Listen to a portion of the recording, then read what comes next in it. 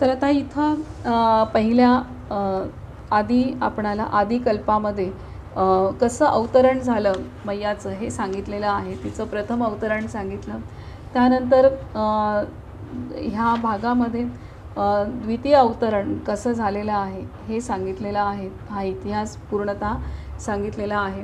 तर आता इथं एक लक्षात घेण्यासारखी गोष्ट आहे की सर्व काही नद्या किंवा समुद्र याहीपेक्षा नर्मदा मैया नर्मदेची आराधना सर्वांनी केलेली आहे आणि तिला बोलावून घेतलेलं आहे आणि त्यासाठी अनुष्ठानसुद्धा केलेले आहेत आणि इथे ह्या राजाने अनुष्ठान केलेलं आहे आणि मैयाचं अवतरण होण्यासाठी शिवशंकरांना प्रसन्न केलेला आहे आणि शिवशंकरांच्या आज्ञेनुसार मैया अवतरित झालेली आहे आणि तिला धारण करण्यासाठी मेकल पर्वताचा त्यांचा पुत्र आहे त्यांनी तिचं धारण केलेलं आहे. आता इथं लक्षात घेण्यासारखी गोष्ट आहे की आपणाला हे सर्व पर्वतरांगासुद्धा आपणाला जड आणि अचेतन असे वाटतात, परंतु इथे संवाद झालेला आहे की भगवंत विचारतोय की कोणता असा पर्वत आहे की जो श्री नर्मदा माईला धारण करू शकेल. तर हे इथे भगवंताचा आणि पर्वतरांगांच्या पण सर्व संवाद इथं सांगितलेला आहे. त्यामुळे आपणाला जे स्थूल जगत दिसतं आणि जी सृष्टी दिसते तर ती आपणाला असं वाटतं की ते निर्जीव आहे, परंतु त्यामध्ये सुद्धा अशी वैश्विक ऊर्जा आणि भगवंताचं तत्व निवास करत असतं हे इथे ह्या पुराणाच्या माध्यमातून आपणाला अगदी स्पष्ट होत आहे. आणि त्यामुळेच इथे पर्वतांनीसुद्धा संवाद साधलेला आहे भगवंताशी आणि हे इतकं महान रहस्य आपणाला सृष्टीतलं लक्षात येत आहे. आणि त्यामुळेच आपण जर पाहिलं तर पर्वतांच्या आधाराने सर्व महान तपस्वी साधना करत असतात आणि तिथे तो पर्वत त्या महान तपस्वींना पण आवश्यक अशी भूमी प्रदान करत असतो, त्यांना आवश्यक असं सर्व काही तिथे पुरवठा करत असतो.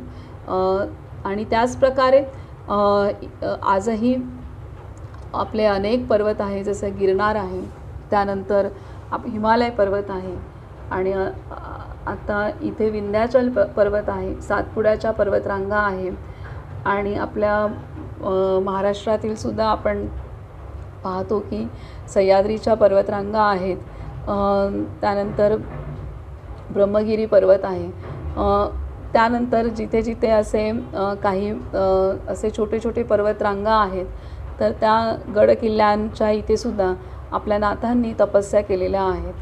तर हे आपणाला लक्षात नाही येऊ शकत की हे पर्वताला धरूनच का जातात, एकांत असतो ही गोष्ट आहेच आहे, परंतु इथे आपणाला स्पष्ट अगदी श्री नर्मदा मैयासुद्धा पर्वताच्या पर्वतच श्री मैयाला धारण करू शकलेला आहे. त्यातही सर्वच पर्वत नाही तर जो पर्वत तपस्या करतोय, जो पर्वत पूर्णतः देवतांनाही माहीत नाही असं इथे दिलेलं आहे की हा जो विंध्याचल पर्वताचा पुत्र जो आहे इथे दिलेलं आहे मेकल, म्हणजे मेकल पर्वत अमरकंटक कन्या, आणि इथे त्यांनी दिले की त्यांचा जो पुत्र आहे की इथे त्यांनी दिलेलं आहे, एकच मिनिट. तेव्हा विंध्य पर्वताने सांगितले, हे सुरेश, आपल्या कृपाप्रसादाने माझा पुत्र श्री नर्मदा धारण करण्यास निस्संदेह समर्थ आहे, जो सर्व पर्वतांना मान्य, ज्येष्ठ, सर्व गुण संपन्न, कामदेवा समदृढ पराक्रमी व पर्यक नावाने प्रसिद्ध आहे. देवतासुद्धा त्याला ओळखत नाही, कारण तो नित्य पार्वती पूजनात मग्न असतो.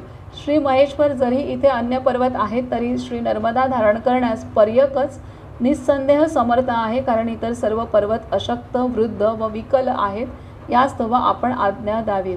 तर हे मेकल पर्वत विंध्य पर्वताने इथं सांगितलेलं आहे की त्यांचा पुत्र आहे जो पर्यक आहे, तर तो सक्षम आहे आणि तो सदैव पार्वतीच्या पूजनात लीन असतो आणि त्यामुळे हा पर्वत हा गुप्त आहे आणि हा माझा पुत्र गुप्त आहे, परंतु तो सशक्त आहे, करतोय पूजन पार्वतीचं म्हणजे शक्तीची आराधना हा पर्वत सदैव करत असतो. त्यामुळेच त्याने तो श्री नर्मदा मैयाला धारण करू शकतो असं सामर्थ्य त्यामध्ये आहे. जरी अनेक पर्वतरांगा असल्या तरीसुद्धा त्या अशक्त आहेत, वृद्ध आहेत, विकल आहेत, ते त्यांच्यामध्ये सामर्थ्य नाही, परंतु या पर्यक पर्वतामध्ये सामर्थ्य आहे आणि तो सर्वांना मान्य आहे, सर्व मान्य असा हा पुत्र आहे. तर हे इथे संवाद आहे.